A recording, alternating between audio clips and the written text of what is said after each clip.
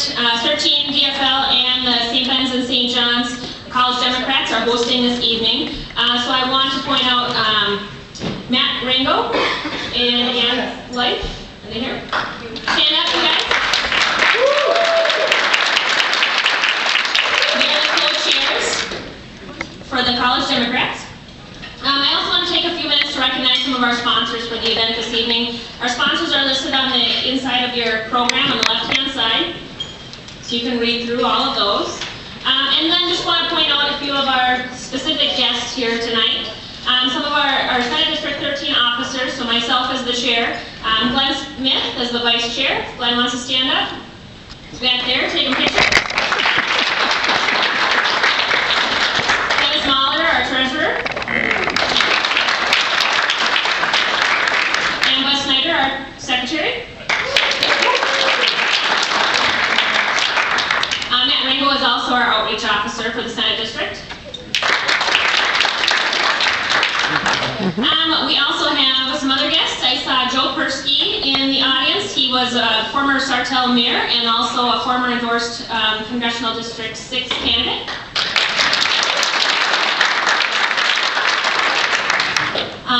Former Minnesota House Representative Larry Hosch.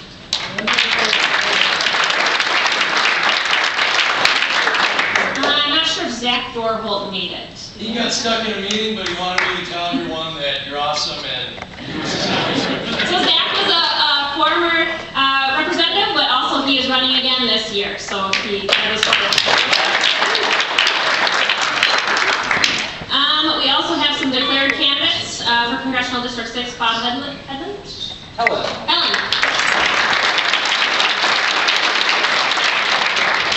Michael Williamson for Senate in District 13.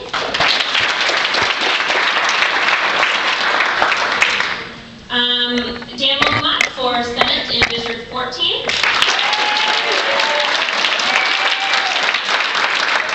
And also Matthew Krause in 13B, House District.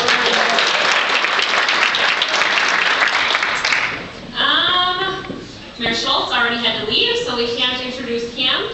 Finally, I'd like to introduce our guest speaker. He served in the Attorney General's office as an assistant attorney from 1996 to 2001. He also served in the Minnesota House of Representatives from 2004 to 2014, and currently serves as our Minnesota Secretary of State. The timing of his visit could not be better, with the Minnesota caucuses just around the corner. We obviously have an interesting, exciting election year on both sides, whether you're a Democrat or a Republican. Unfortunately, participating in our democracy should not be dependent upon how exciting our candidates are. Obviously, a number of people have given their lives for us to have the right to participate in our democracy and the right to vote.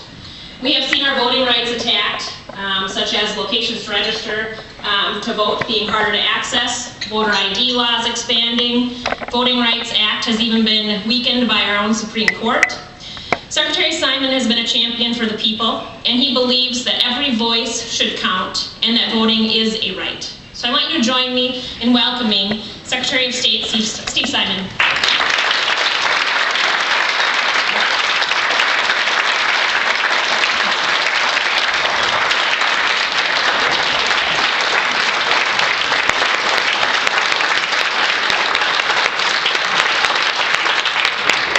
Well, I have to say, it's really an honor and a pleasure to be here with you. Thank you, SD13, the mighty fighting SD13. I really, really appreciate this opportunity, if for no other reason than I get to see this beautiful campus once again. It's been a few years since I've been on campus, I have to confess, and I've forgotten just how beautiful it is. So, a great place to have it, a great time. I know you're fired up about the election in general and about SD13 in particular. That's the way it should be. I don't want to repeat what you just heard in the introduction about some of the luminaries and VIPs here, but I want to call out two people in particular that were listed, just to put an exclamation point on it. First, I want to say hi and welcome to Bob Helen, who is running for the DFL endorsement for Congressional District 6 to be your next congressman. Some people have asked me, since Bob ran against me for Secretary of State in 2014 with a different party, is that somehow awkward or weird? Not at all. I have to tell you, I came to know Bob during that campaign. He's a person of real smarts and real innovation. He's a hard worker. And I think it's up to us as Democrats to welcome converts to our party. So I, for one, we don't turn them away. That's entirely the wrong strategy in my book. We want to welcome people who want to be part of us. We're a big tent, and we need to prove it. So whether it's Bob or anyone else who chooses to change their affiliation, I think we ought to always, and in his case in particular, welcome them with open arms. So Bob, thank you very much. I want to call out one other person. To me, this is a personal one. I was elected in 2004, and one of my classmates was Larry Hush. And when you serve with someone for 8 years in the legislature, I served 10, but he left 2 years before I did. And when you come in with someone as a classmate, and that goes for people, by the way, of both parties, your classmates who you enter with, there is sort of a special bond there. And we came in a very special year. We almost took the majority that year in 2004, then we did take it 2 years later, but we came in that class, we both beat incumbents. No, that's right. It was an open seat for yours. That's right. I beat an incumbent. But he came from a very, very red area, obviously. And I just have to say, having served with dozens and dozens of people, Democrats and Republicans, House members and senators, when I think about like the top 10 people who I served with, Larry Hush is definitely on that list. A person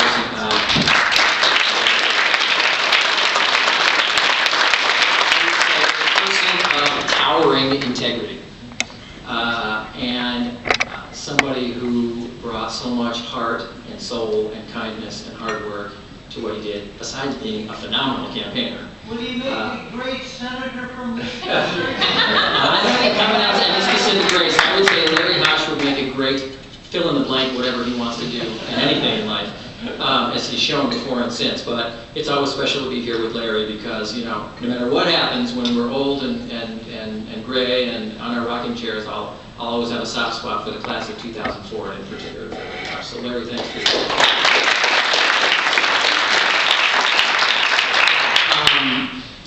I also want to thank all of you, not just individually, but collectively, for what you do for Democrats and what you have done for candidates like me.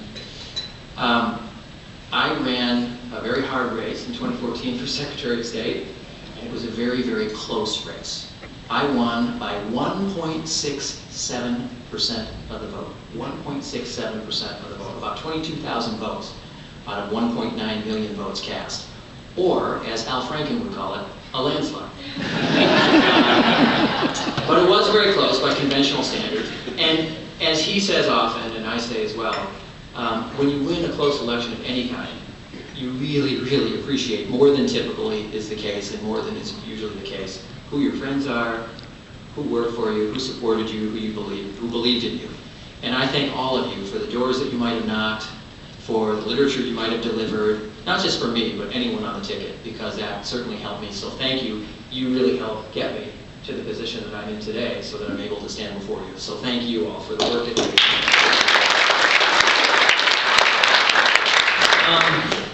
I like to think of myself as Secretary of State as being in the democracy business. And now is a particularly great and fun time to be in the democracy business. In 8 days, after all, we're going to kick off the political season here in Minnesota with precinct caucuses. Who's psyched for precinct caucuses? Let's hear it. We're going to need energy and effort and passion to carry us through to the November election. Make no mistake, this is going to be, on the presidential level, certainly, a hard-fought campaign. I don't think anyone is going to win the presidency this time in a landslide. I really don't. I think it's going to take a lot of clawing and kicking and scratching, and it may not be pretty along the way, but it's going to take a lot of work by a lot of people all over this country to get the outcome that all of us in this room want. But it is an exciting time. And I like to think of our office, in terms of the elections mission of the office, as being one that is obviously very pro-inclusion and pro-voter. I like to say that the job of the Office of Secretary of State is about protecting and defending and strengthening the right to vote, always. And my own personal mission, this is just me, as the current occupant of this office, is to make it as easy as possible to register and to vote for all eligible Minnesotans.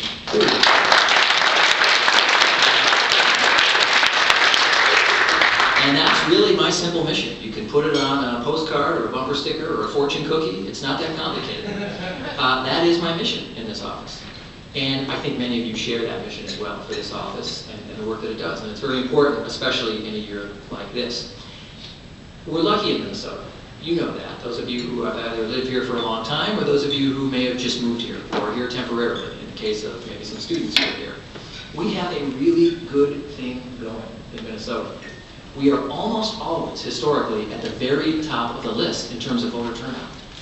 Almost always at the top. In fact, until recently, we had a winning streak of 9 in a row. 9 elections in a row, Minnesota was #1 in voter turnout in the United States of America. That is an incredible record and something to be proud of. However, in 2014, we fell off of our perch. We fell down a few rankings. And when the dust settled in 2014, it turned out we were 6th in the country, not 1st, for the first time in 10 election cycles. Now, don't get me wrong, 6th in the country, 44 states would kill to be 6th, right? It's still really, really good, but not good enough for us in Minnesota. So what I'm going to be doing between now and November is challenging the people of Minnesota to make us #1 again. In 2016, in this Olympic year, I guess you could say, I'm challenging us to grab the gold medal. We can do it. We know the formula. We know how it's been done, but it's going to take a lot of work by a lot of people, and we know how high the stakes are. And I don't have to tell you, I know I'm preaching to the choir here. Everyone is here because they care enough about outcomes, about process, about this country, about the state, about this community. You wouldn't be here if you needed coaxing on voting and political participation.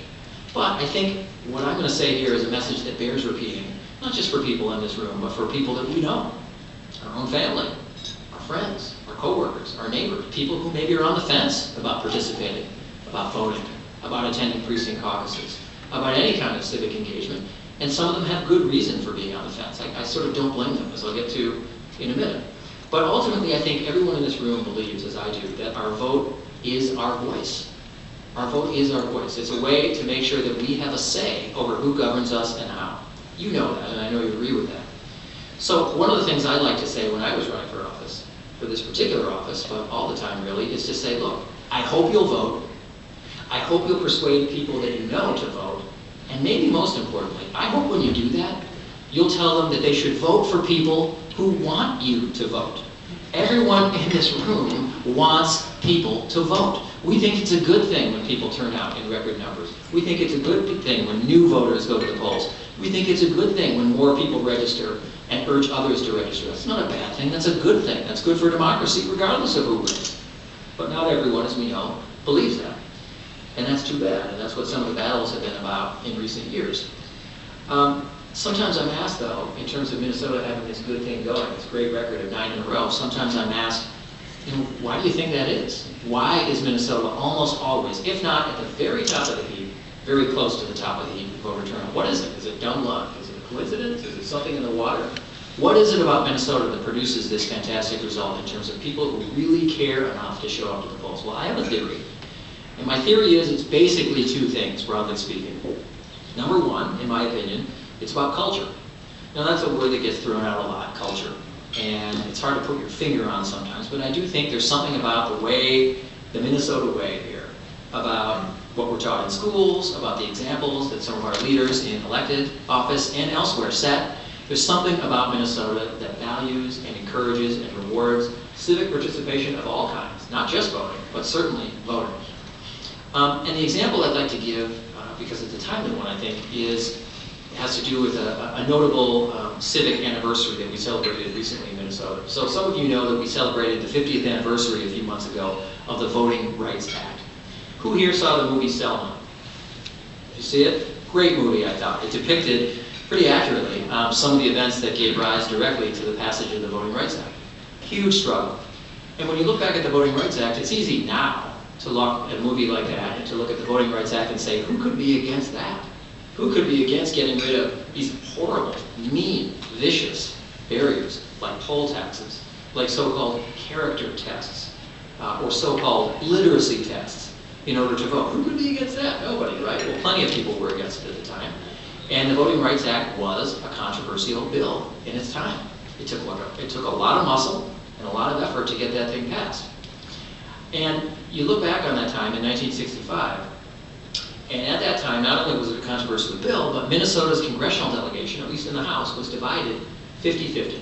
4 Democrats, 4 Republicans. Then as now, there were 8 U.S. House seats in Minnesota, but it was a 4-4 division. And then layer on top of that, the fact that those folks in that congressional delegation, they were at each other's throats about a number of issues going on at the time. The escalating Vietnam War, the newly proposed Medicare and Medicaid plans, fierce debates about immigration, federal spending, etc. Sound familiar? And yet, despite the fact that it was a controversial bill, despite the fact that Minnesota's delegation was divided by party, despite the fact that those people who served in those 8 seats were at each other's throat, despite all of that, in the summer of 1965, when the roll was called in the Voting Rights Act, you know what happened? Minnesota spoke with one voice. Every single one of our members of Congress, all 8 members of the House, both U.S. senators, rural, suburban, urban, liberal, conservative, they all voted yes on the Voting Rights Act. They did the right thing. They came together, they put their differences aside, and that is something we can be really proud of. That's what I say when I talk about culture. And to me that says that we tend to agree more than we disagree over the sweep of history, over the big moral questions. Look, Larry knows, we served in the legislature. We're not naive about disagreements on voting in elections. I'm not here to tell you we're all going to be arm in arm, singing from the same page in the hymn book, agreeing on all these elections issues. That's not necessarily going to happen, and nor should it always happen. I think healthy and vigorous debate is a good thing. But on the big stuff, on the big moral questions, who's in and who's out, who gets to participate and who's just shut out, we have agreed in Minnesota. And I think that's a good thing, and I'd like to get us further back to that. You know, we slipped a little bit a few years ago. Though that is mostly our history, we slipped a few years ago. Many of you remember in 2012 we had what I regard, and thankfully most Minnesota voters regarded it, as a really potentially harmful and unnecessary constitutional amendment that would have imposed a really draconian photo ID regime on the state of Minnesota. That, I think, was the low point in terms of our culture on voting, in terms of some of the nastiness that went on. Now look, there are people of goodwill, including people in my own family, who support some sort of photo ID. That's okay. We can have that argument or we can have that disagreement. But let's just stop and pause for a minute and think about the bullet that we dodged with that particular 2012 constitutional amendment. That particular amendment, what we voted on, what went on the ballot, would have made Minnesota the harshest state in the country. And that's not just an advocate talking, someone who was there, like Larry was there. That's a reality, and let me tell you what I mean. Only Minnesota had the language in there that said that the ID had to be a government-issued photo ID instead of some other states, even pretty conservative states like Florida, that said it had to be a government-approved photo ID. And what government-issued would mean is, for example, that if you're a student at the University of Minnesota, your ID is okay, because that's government-issued. But if you're a student at St. John's or St. Ben's, your ID doesn't work. Similarly, there was only one other state in the country at the time, only one other state, and that state was Mississippi. Only Mississippi decided to go the extra mile of not just putting something in statute, the law books, that can be tweaked and changed and revisited and fiddled with from time to time and year to year. They wanted to put it way up here in the Constitution. And by the way, even Mississippi had the compassion. And you don't hear those two words in the same sentence that often. Even Mississippi had the compassion to put in an explicit exception for people who lived in nursing homes and senior and assisted living facilities, not Minnesota. So in many ways, it was a really harsh and unnecessarily over-the-top ballot measure, and I'm really heartened that the people of Minnesota took a close look, and in some cases a second look. Even those who support some sort of photo ID regime, they, I think, correctly concluded that this went too far. This was sort of beyond the pale. So when I say culture, we've had some reversals like that and some scares like that, but overall, I think the story from the Voting Rights Act and how Minnesota conducted itself and how its leaders conducted themselves is really what I like to think of as the Minnesota culture. And it has been, by and large, bipartisan. I have to give credit where it's due over the last 4 or 5 decades. So the first reason, I think, has to do with culture. The second reason, at least in my judgment, why Minnesota has had this outstanding record of voter engagement and voter turnout has to do with something very simple. Laws. Just plain old laws. Laws that we have passed over the years and over the decades, mostly on a bipartisan basis, frankly, that have created this fabric supporting and encouraging and rewarding voting and civic participation. I'll give you a few examples. We were one of the first states in the country to have election day registration. Those of you who have lived in other states, you know that in most other states still today, there is a pre-election registration cutoff, usually 3, 4, sometimes 5 weeks before the election. If you aren't registered by that cutoff date, about a month before, you're out of luck.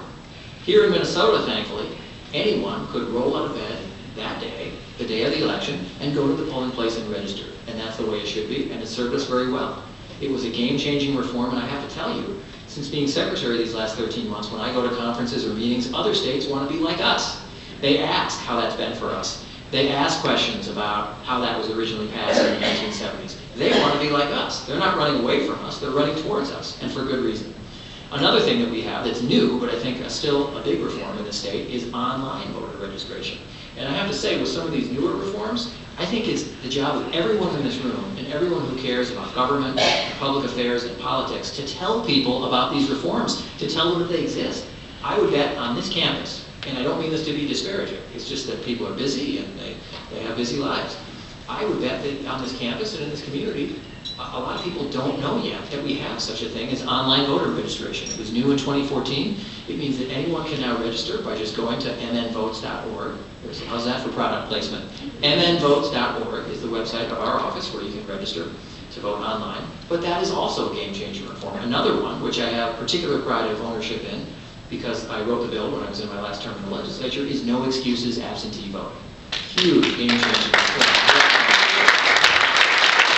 It was just me. It wasn't. I was the chief author, but had many helping hands in that one. And it means, for the first time ever, last election, any one of us can vote from our couch, from our kitchen table, for any reason or no reason at all.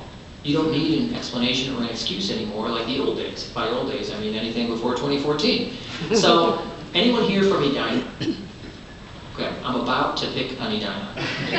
And my friends from Edina don't mind when I pick on Edina. So in Edina in 2008, which as many of you remember was the last open seat presidential election, record turnout, over a quarter of the residents of Edina voted absentee. Now there is no way they were all on a business trip that day. No way. I think what happened in the old days, meaning a few years ago, was there was a little white lying going on among some people who maybe weren't sure they were going to be out of town, but still checked the box, which you had to, under penalty of perjury, giving a designated excuse, like serious illness, you were going to be out of town that day, etc. And a lot of us in the legislature decided, why even have this excuse? It doesn't make any sense anymore, particularly with people's busy lives. So now anyone can not only order an absentee ballot at mnvotes.org, well, register on mnvotes.org, then order the absentee ballot, which comes to your home, or your dorm room, or your apartment, or your condo, or wherever. Then you can vote from the comfort of your own home, absentee, and it's been great. There was a huge spike in absentee balloting last time, and I predict, especially if all of us in this room, and those you know, tell people that this even exists, we'll see even more voting, and even more voting by absentee. My own dad used it in 2014. He's 82 years old. He's got Parkinson's disease. He uses a walker. He obviously doesn't drive anymore. He used it and he loved it. He could vote from home even though he was very much in town. He even claims that he voted for me. We've got a secret ballot, so I'll never really know. He talks a big game. But I guess I'll take him at his word. He says he voted for me. But the point is, it's not just for 82-year-olds with Parkinson's disease. It's for the busy mom or dad carting kids around to a million activities. Maybe it's for someone who's in a line of work where their physical location isn't totally reliable from week to week or month to month. I'm thinking construction, I'm thinking all sorts of things. It could be for so many people in our state and our communities. But the point is, we got to get the word out that these things even exist. The sort of debut was 2014, which is a lower turnout election, but if we can get the word out that there's a such thing as no excuses absentee voting, you can get rid of a lot of voting barriers. So I think that's an important thing as well. But there's more work to do, clearly. And so I've been spending the last 13 months, and will spend as many days as it takes, as long as I live and breathe and hold this office, to push for yet more law changes to make voting even more accessible and to strike down some of the barriers that we have. And there are still barriers, whether it's foreign language issues, whether it's people who have long ago served a felony sentence and done their time, but still can't vote. Whether it's transportation difficulties, there are many. And there are things we can do. For example, I was just talking at our table here, the state of Oregon just became the first state to have automatic voter registration.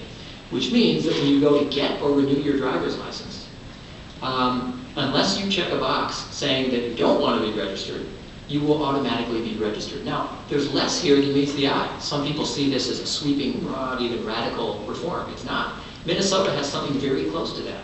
Only we reverse the presumption. We have a motor voter law where when you get or you renew your driver's license, you take the eye chart test and all the rest, you can check a box to register to vote.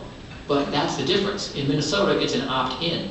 You have to do something affirmatively, check a box, and it'll register you to vote. In Oregon, it's the reverse. You are registered unless you check the box. So that's all it is. It's changing the presumption. I'd like to see us do that. Another thing to help get good habits started early in the state is pre-registration for 16 and 17-year-olds. Pre-registration. 22 states have it, including very blue states, very red states, all states in between, and it just means that 16 and 17-year-olds can put their name on a list, and then when they turn 18, subject to all the normal screenings, then they're automatically on the voter rolls. And in states that have pre-registration, they've seen an uptick in voter turnout among our youngest voters between 8 and 13%. So it's not just happy talk. There's actually a basis here in fact and in evidence. And so these are some of the strategies, among others, that I think we should pursue in the future. But I think we have to be honest with ourselves. Though we should be proud of our culture, proud of the laws that we passed, that doesn't quite get to the people out there who aren't voting. We have 800,000 people in Minnesota. 800,000 is the number of people who are eligible to vote, but not even registered to vote. 800,000. And to get to those 800,000, I think it's going to take more than what's made us a success in the past. More than laws, more than just a culture. I think it's going to take outreach. It's going to take some changes in attitudes, because after all the new laws in the world can't get past some of the mental or barriers and the barriers of attitude. And I'm talking about people, particularly young people, who are not only disillusioned when it comes to politics, they're disgusted. They're disgusted with the way it's practiced. They're disgusted by the practitioners. They're disgusted by what candidates are saying, or in most cases not saying, to them, about them, or for them.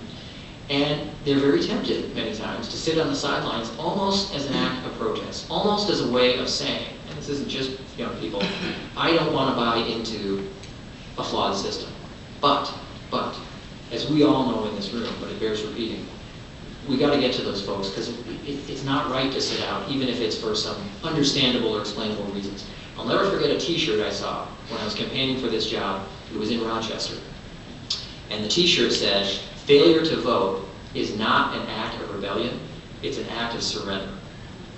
And particularly for young people, I think it's important for all of us who care about politics, and public affairs, and good government. It's very important that we get that message across. Maybe not exactly that t-shirt, but the idea that, hey, we understand. We understand that you might be frustrated. We understand there might be a disconnect, a lack of a connection between the process or between the candidates. We get it. We really do get it. But at the end of the day, don't surrender your power. When you turn 18 in this country, you're going to get a lot of gifts. But you also get invisible gifts, including new political power at the age of 18. And if you surrender that right to vote, it doesn't go away. You leave it on the table, and it's not going to stay on the table. It's like a wallet or a purse or anything else of value. Someone's going to swipe it from the table where you left it. And that someone may very well have views and values totally different from you. You're basically, in some ways, doubling the vote of somebody who disagrees with you. As one prominent Minnesota elected official likes to say, particularly to young people, you may not be into politics, but politics is into you. And that message is one that we have to get out to young people, in particular, on this campus and elsewhere. It matters. And that leads me to my own theory about this outreach work. And by the way, believe me, in our office this year, we're going to do formal announcements later this week, but I can give you a sneak preview. We're going to be doing a huge offensive when it comes to outreach. We're going to be enlisting thousands, literally thousands, of corporate and nonprofit partners around the state. That's never been done before the way we're doing it. We are going to be doing specific things at high schools and college campuses that have never been done before in Minnesota. We are going to be growing the number of foreign languages that we support in our office from 6 to 10 to reach out to new Americans who have been underserved and in some cases ignored by the system when it comes to voting and registration. We're going to do all that stuff. But in particular, when it comes to changing attitudes and giving people a reason to vote, I know, one more disclaimer, that a lot of this work, it can't be done by the Office of Secretary of State. We have a relatively small staff. It can't even be done by any particular one organization. A lot of inspiring people to get out to vote has to be done by political parties, by candidates, by campaigns. No question about it. But our office and other institutions around the state can really, really help in letting people know what the law is, what reforms are out there, and giving them that reason to vote, generally speaking. And it seems to me that there are two major strands or branches of kind of voter engagement from a non-candidate standpoint. Traditionally, as many of you know, the traditional way of getting at voters is to rely on their sense of duty, basically. To say, as we should, as we absolutely should, that you should vote because it's a duty, it's a civic duty, it's a good deed, it's the right thing to do, it improves life for everyone. People have fought and bled and sometimes died for the right to vote, not just on foreign battlefields, but here at home in places like Selma, Alabama in the 1960s. That is a compelling message, of course, and there's not a person in here, I know, who doesn't feel that message, and for whom that is not a motivator. That's true. But I've come to believe over the years that that's not enough for most people. The idea that it's a good deed, the idea that you should vote because it's the right thing to do, because you should do it, because it's your duty to do it, it's necessary but insufficient. It doesn't quite go where we need to go, particularly for many young people. And so I think increasingly we have to mix that message with one about self-interest. Not selfishness. They're two different things, totally different things, but self-interest. The idea that voting is good, yes, for everybody, and yes, it's a duty, but voting is good for the voter. Voting is good for the voter because ultimately all roads lead to the ballot box. And no matter what issue you care about the most, civil rights, environmental protection, jobs, transportation, healthcare, education, doesn't matter. All roads lead to the ballot box because unless we get people in office that share our views and values, we're not going to get very far on any of those issues. So convincing people that that's the reason to vote, in addition to the idea of a civic duty, I think that's the real formula. And that's one that our office is going to employ a lot this year. So I'm going to spend a lot of time between now and November, yes, trying to get more new and good laws passed, but also focusing on new and innovative and strong and compelling voter outreach strategies to complement the work that you'll be doing, the work that so many other candidacies and campaigns will be doing, and that's necessary as well. But together, I think we can get back to number one. That's our rightful place, top of the hill, top of the heap, and I think we can get there this year. So, I mentioned before the Voting Rights Act, which obviously was a watershed event, one we all care about, really changed this country, really gave new voice literally to millions and millions of Americans all over this country that didn't have it before. And there's a story from Minnesota's role in the Voting Rights Act, which I found, particularly meaningful to me.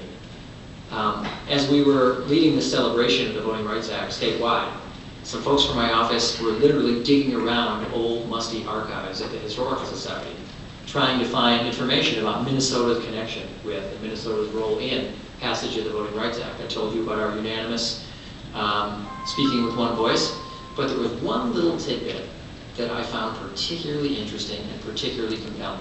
We came across an old dog-eared, dusty letter from a Minnesota congressman named John Blotnick in northern Minnesota. He preceded Jim Oberstar, representing Minnesota's 8th Congressional District. And he had been in office since the 40s.